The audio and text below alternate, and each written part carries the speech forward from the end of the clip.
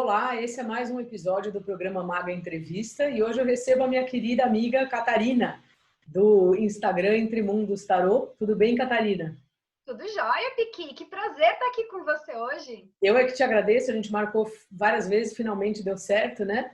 Sim. E a Catarina tem um trabalho em cima da carta, ela quer dizer, ela é taróloga, ela é artista plástica, ela é formada em letras, ela faz uma pesquisa em cima da cartomancia espanhola, que é um baralho, segundo ela acabou de me dizer, são os avós do tarô de Marsella. Então ela vai contar isso pra gente, parece que também é um baralho que tem referência na literatura espanhola e em outros, não sei se em outras artes também.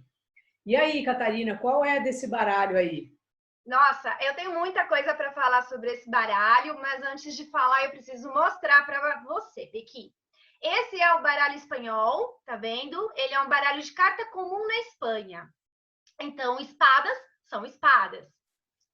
Ouros são ouros mesmo, moedinhas. E a gente tem paus como pauzinhos mesmo, tá? E as copas lembram qual baralho?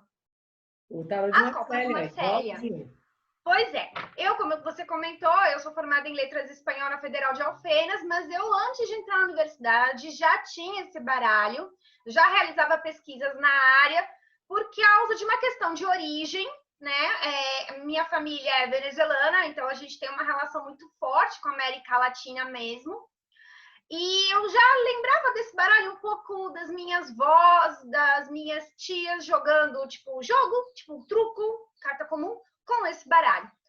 O mais curioso é que ninguém no Brasil conhece ele é muito pouco pesquisado, muito pouco conhecido. E é engraçado, porque se você atravessa a ponte da amizade no Paraguai, você vai encontrar os paraguaios jogando jogo comum com esse baralho e não usando aquele que a gente conhece, que é o naipe francês, aquele que é o mais tradicional. E isso fala, que a gente já conversou algumas vezes, fala muito de nós brasileiros como ilha linguística e cultural perante os nossos vizinhos. Esse foi um dos motivadores da pesquisa desse baralho, a questão histórica e literária. Pois bem, esse baralho, ele é a primeira referência de naipe na Europa. A história dele é aquela história que todo mundo conhece de como os naipes chegaram na Europa pelas mãos dos mouros, né, durante o período da ocupação ibérica no sul da Espanha. Então, esse período todo é aquilo que a gente estuda nos livros, os mouros vieram, trouxeram aquilo que a gente conhecia como baralho de carta comum. E esse baralho, que é aquele árabe, que é o baralho que está lá naquele Museu Tropak, na Turquia, ele sofreu adaptações quando ele chegou na Espanha. Os naipes, de uma forma geral, e a gente fala muito sobre isso constantemente em cursos e tal, eles se distribuíram para vários países da Europa, né, através das rotas comerciais, mas a primeira referência da palavra naipe é espanhola. E está num documento na Biblioteca Nacional da Catalunha. E o baralho espanhol permaneceu muito tempo dentro da Espanha sem que fosse distribuído posteriormente para a Itália e para a França. Ele tem uma relação muito forte com a cultura e com a literatura espanhola. Na Espanha, o baralho modificou a sua imagem, tá? Então já não é mais as espadas, por exemplo, as cimitarras turcas que a gente vê nos baralhos árabes, a gente já tem espadas medievais, a gente já tem aquela adaptação cultural e social do baralho dentro daquela cultura, daquela sociedade. A gente já tem a eliminação também da rainha, né? O baralho espanhol não tem rainha. E não é uma questão... Não tem rainha, não é uma questão machista. Ele é um baralho que ele é numerado e o último número é 12. Naquela época já tinha aquela coisa de 13 ser número de azar. E aí eles preferiram tirar a rainha. Mas a gente encontra as figuras femininas... O rei tá de cabeça para baixo? Não, esse rei não. Mas a gente lê invertida, tá? A gente lê esse baralho invertido. Ele não tá. Ó, Esse é foi um corretivo. sinal, hein? Sim. Mas aí a gente vê as figuras femininas, no caso, nos valetes, ou como eu costumo chamar, sotas, né? Que é o termo em espanhol. Então, são figuras femininas um pouco andrógenas. Ele é o único baralho que você vai encontrar esse tipo de marcação aqui. nas bordas, você tá vendo? Tem uma interrupção. Aham. Sim. Em copas é uma. Em ouros não tem nenhuma interrupção. Em espadas, são 2 interrupções. Em paus, são 3 interrupções. É o único baralho que tem essa marcação nas bordas. É interessante essa marcação quando você estava jogando jogos como truco, el hombre, tresillo, jogos típicos da Espanha. Ele, antes de mais nada, um baralho de carta comum. E aí, quando ele saiu da Espanha e ele foi para a França, sofreu mais modificações e é por isso que ele se assemelha tanto ao Menores do Marsella. Tem uma relação muito forte entre as rotas comerciais, Espanha e França, e o desenvolvimento desse baralho, né? A gente estuda cartomancia pelo mundo e a gente precisa estudar também o contexto histórico e cultural dos países naquele momento.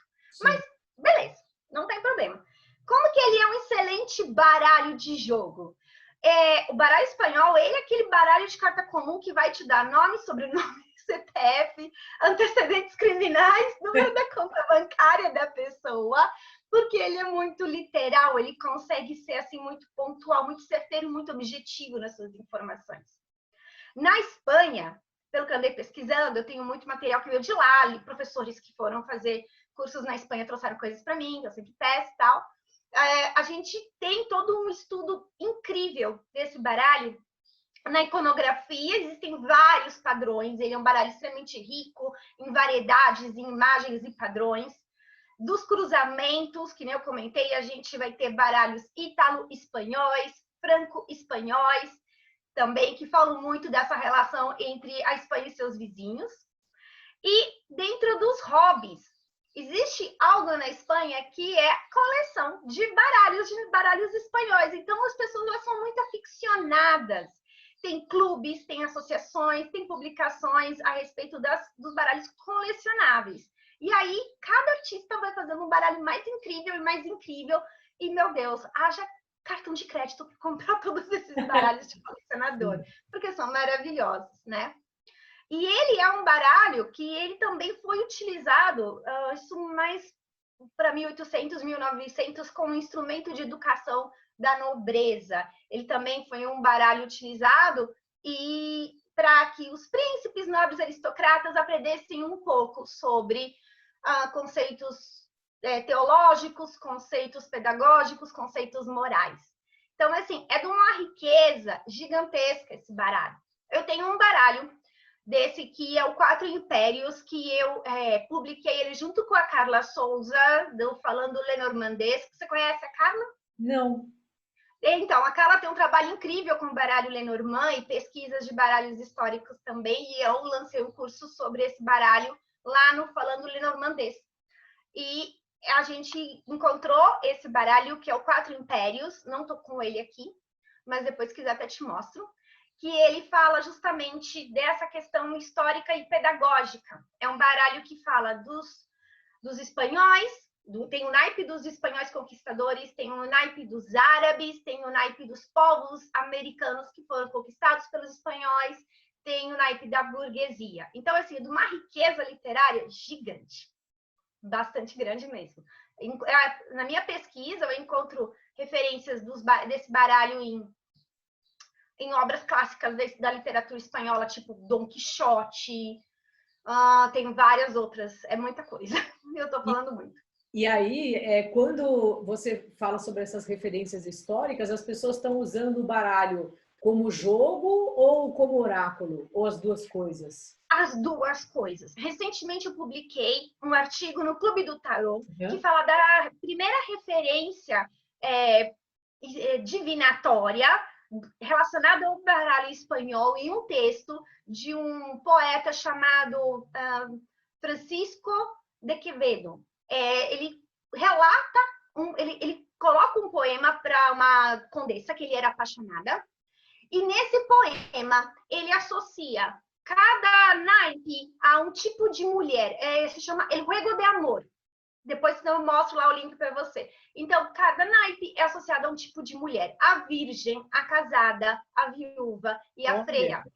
E ele fala nesse documento, um documento histórico, que você pode usar esse baralho para fins divinatórios, mas desde que seja para amor. E isso, cara, pensa, isso é 1.300 e lá vai cacetada. E aí a gente tem todo o desenvolvimento posterior desse baralho também em questões divinatórias. Tem outros documentos também que atestam isso. As pessoas costumam dizer que cigano, que a gente sabe que aqui no Brasil, né? Ah, cigano vai jogar Lenormand, baralho cigano. Não, cigano, espanhol, calão andaluz, da região da Andaluzia, ele vai jogar isso daqui, baralho espanhol.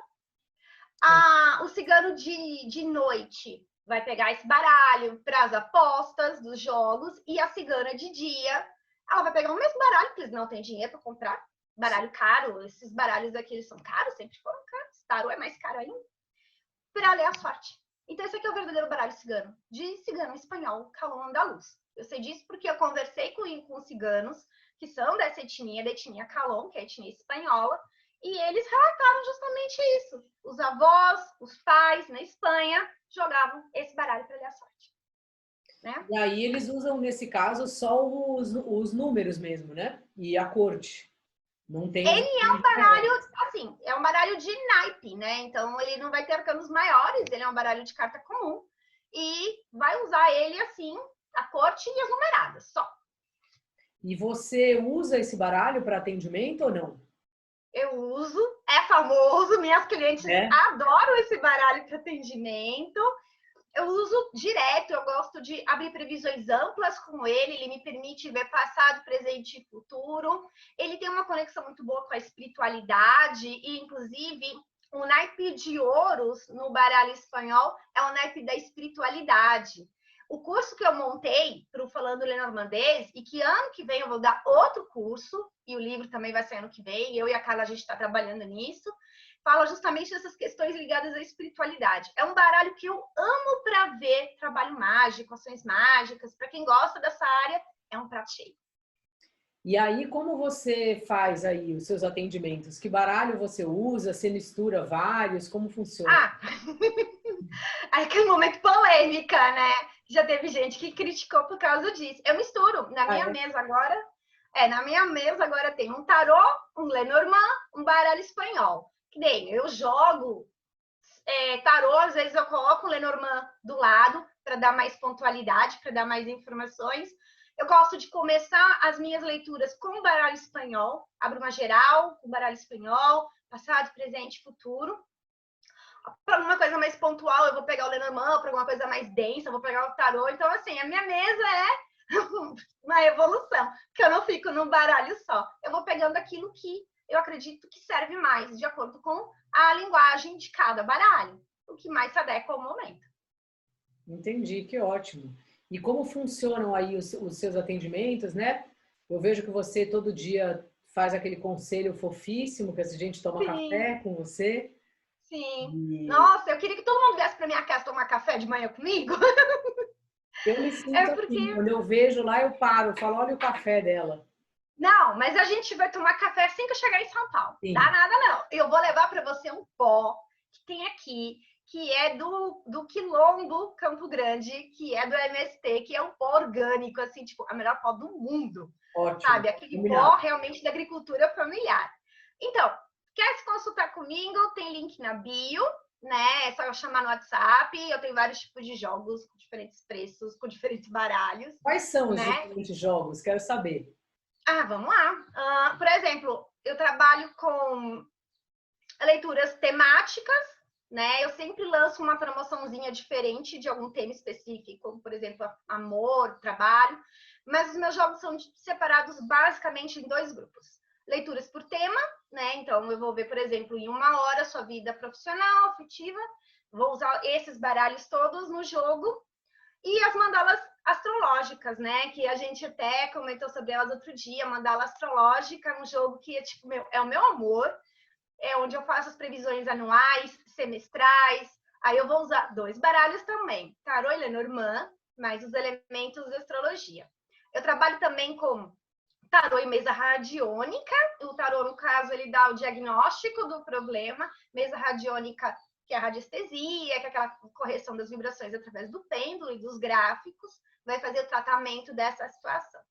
E eu trabalho também com análise do arcano pessoal, mas o meu método é um método um pouco diferente da maioria das pessoas. Eu trabalho com o método de um tarólogo chileno chamado Jaime Alves. Eu tive o prazer e a honra de acompanhar ele como tradutor e intérprete quando ele veio para o Brasil dar os cursos, né, no método dele. Ele não usa tabela pitagórica, ele vai usar uma redução do próprio tarô. E de verdade, Piqui, é assim, sabe, foi um divisor de águas na minha vida. Eu saí Aí outra pessoa do curso. Qual é seu arcano pessoal, mas para sempre? Tipo, nasceu com o sol naquele arcano. Mas ele também usa o arcano do ano, para saber qual vai ser o seu arcano nesse ano. Ele tem um mapa natal tarológico que se assemelha um pouco ao sistema do tabuleiro, mas dentro do método dele. Eu gosto muito da análise do arcano pessoal, porque ela vai... É como se ela fosse, por exemplo, o seu signo solar, no caso. E vai te falar das atribuições, missões e desafios que você traz para essa vida. Eu, por exemplo, sou arcano mundo.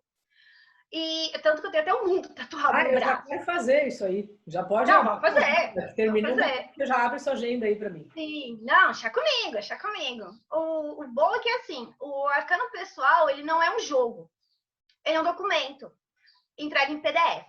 Eu entrego esse documento com a análise todinha da pessoa, a gente tem uma conversa posterior, ainda faço uma outra leitura, que se chama leitura de aspirações da alma, que é um método que eu criei que se alinha ao arcano pessoal para dar mais orientação. Mas tarô não é só divinação. Sim. Eu sou da linha que tem que unir as duas coisas. Sim. Divinação e autoconhecimento. Então, quando você combina as duas, você tem um resultado assim, sensacional. Né? Tem pessoas que gostam de fazer análise do arcano pessoal para saber de si, saber seus bloqueios, desafios, potencialidades, e depois fazer uma mandala astrológica para ver como que vai aplicar todo esse conhecimento do arcano pessoal nas previsões semestrais e como é que elas vão lidar com os desafios que elas vão encontrar. Então, tipo, eu acho uma combinação ideal. Ótimo. E fora isso, você faz os seus trabalhos, né? Você está fazendo um tarô, né? Tô. Você desenha? O Entremundos Tarô. Ainda! Ainda! Eu tô. Eu comecei o Entremundos Tarô em 2012, né? Ele é um baralho pintado em óleo sobre tela. Ele é fruto das minhas vivências pessoais, das minhas experiências pessoais e dos meus próprios trabalhos de cura emocional, aliados às percepções que eu capto no meu entorno. É como se eu tivesse olhando para o meu entorno e percebendo como que isso se alinha a essa cura emocional. Ele é em óleo sobre tela, né? E assim, faltam 2 para terminar. É um trabalho muito longo. As pessoas acham assim, eu vou fazer um baralho de tarô. Gente, não é fácil assim. Vocês não queiram viver sob o peso da energia de um pendurado. Sim. Porque quando você constrói uma imagem desse tipo, você também está vivenciando toda essa energia do arcano. Isso pode ser muito positivo por um lado, como pode ser muito denso por outro.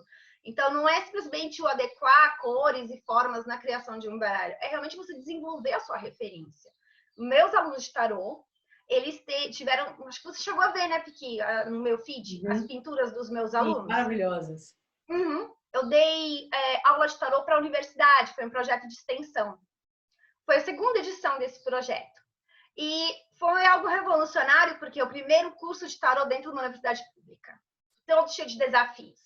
Meus alunos precisaram desenvolver esse trabalho como TCC do curso.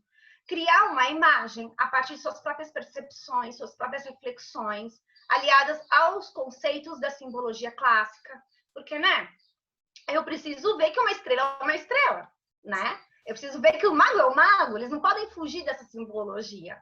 E aí eles relataram também nesse processo de confecção da imagem como que eles sentiram o peso dessa energia, como que os eventos nas suas próprias vidas desenvolveu dentro do fluxo desse arcano. Eu já dei esse workshop anos anteriores, eu dei workshop de criação de imagem de arcanos, em 2016, 2017, e foi todo um sucesso. Aí eu peguei esse conhecimento, juntei no curso de tarô do Unifal, aí eu vou juntar todo esse material e vai ser o curso de tarô do Entremundos Tarô do ano que vem. Ótimo. E vai ser todo artístico. Muito bom. E esses cursos todos, né? Você também sempre divulga na sua página? Sim. E eu sempre vejo aí atrás de você, quando a gente se encontra no curso de tarô da Saturnália, né? Que a gente tem. Ai, melhor curso da vida. O Bruno é um professor sensacional. E eu vejo aí atrás de você essa carta de Coffee. É. Dá uma olhada aqui. Ó a carta Essa bandeira de tarô. A Ah, louca do café. muito Com legal. gatinho. Muito legal. Então tá bom, minha querida. Então, muito obrigada. Adorei tudo isso. Não sabia dessa história aí da cartomancia espanhola. E vou fazer em breve, brevíssimo aí, o meu arcano para eu saber o que vai dar. Vai E ser um vocês prazer. aí, fiquem ligados aí no trabalho da Catarina, acompanhem o Entre Mundos Tarô, se você ainda não segue, faça isso agora. Ela serve café de manhã, é mais generosa do que eu. Mas eu me divirto com os seus vídeos. Que aplicativo que você usa para fazer aquelas animações? É muito legal. Ah, mas é o Rios normal, é só ficar catando os engraçados lá. Mas é bom também porque dá uma descontraída aí nas previsões Sim. tensas. Então tá bom, minha querida, muito obrigada, viu? Um Imagina, eu que beijo para agradeço. É você. sempre um prazer falar com você, Piqui. Até mais, Beijo. querida. Tchau, tchau.